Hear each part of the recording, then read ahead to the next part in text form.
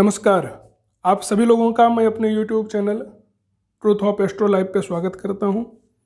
और आज का विषय है घर में सीढ़ियां किस दिशा में हो, आकार क्या हो और सीढ़ियों की संख्या कितनी हो।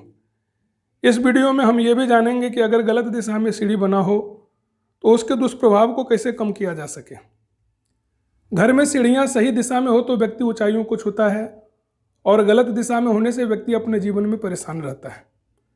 आइए सर्वप्रथम सीढ़ियों की दिशा को जानते हैं। तो दक्षिण, नैऋत्य कोण, पश्चिम और वायव्य कोण में सीढ़ियां शुभ मानी गई है। नैऋत्य कोण विशेष रूप से ज़्यादा शुभ माना गया है। ध्यान रहे, सीढ़ी ईशान कोण और ब्रह्म स्थान में नहीं हो। इन दिशाओं में सीढ़ियां होने से वास्तु दोष उत्पन्न होता है। सीढ़ियां चढ़ते वक्त व्यक्ति का मुख पश्चिम या दक्षिण दिशा की तरफ हो और उतरते वक्त पूर्व या उत्तर दिशा की ओर मुख हो। सीढ़ियां मुख्य द्वार के सामने और मध्य में ना हो। अब आइए सीढ़ियों के आकार के बारे में बात करते हैं। तो सीढ़ियां चौड़ी हो, प्रकाशवान हो। वास्तु के अनुसार दक्षिणावर्ती सीढ़ियां शुभ मानी गई है। सीढ़ियां चढ़ते वक्त दाहिनी ओर मुड़नी चाहिए, जिस तरह हम लोग देवताओं की परिक्रमा करते हैं। इस विषय को लेकर के कई लोग कई प्रकार के तर्क देते हैं, लेकिन हमारे हिंदू धर्म में कोई भी कार्य सीधा ही शुभ माना गया है। इसलिए सीढ़ियाँ क्लॉकवाइज हो। एंटी क्लॉकवाइज अर्थात बाईं ओर मुड़ी हुई सीढ़ी और गोलाईदार सीढ़ियाँ नहीं बनाएं। सीढ़ियों के नीचे पूजा घर, किचन, शौचालय एवं मुख्य द्वार नहीं बनाएं। आप स्टोर रूम बना सकते हैं। आइए अब जानते हैं सीढ़ियों की संख्या कितनी हो। तो इसके दो मत हैं। संख्या के बारे में कहा गया है कि इंद्र, काल, राजा इस क्रम से सीढ़ियों की गणना करें और अंत में काल आने से अशुभ और इंद्र और राजा आने से शुभ होता है।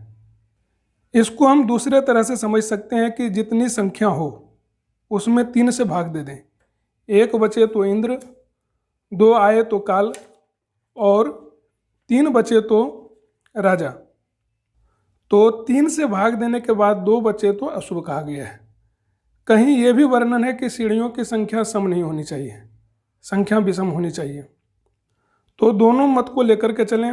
उदाहरण के लिए 11 संख्या को लेते हैं। ये विषम संख्या है। अब इसे 3 से भाग देने के बाद 2 बचता है, तो ये पहले मत के अनुसार ये अशुभ हो गया।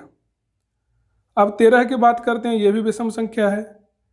3 से भाग देने पर 1 बचा, तो ये दोनों फार्मूला से ही शुभ होगा। 15, 19 ये दोनों ही शुभ संख्या। इस तरह से आप सीढ़ियों की संख्या निकाल लें। नए मकान बनाते वक्त वास्तु के अनुसार ही सीढ़ियों का निर्माण करें। लेकिन अगर कोई मकान बना हुआ है और सीढ़ियाँ ईशान या ब्रह्म स्थान में है तो उसके दोष को कैसे कम करें। आइए कुछ रेमेडीज की बात करें। ईशान कोण और ब्रह्म स्थान में सीढ़ियाँ नहीं होनी चाहिए। अगर इस स्थान में सीढ़ी है तो एक तांबा का कछुआ लेकर सीढ़ी के नीचे किसी बर्तन में जल भर करके उसमें रख दें, क्योंकि समुद्र मंथन के समय भगवान विष्णु कच्छप अवतार लेकर सुमेरु पर्वत के भार को अपने पीठ के ऊपर धारण किए थे।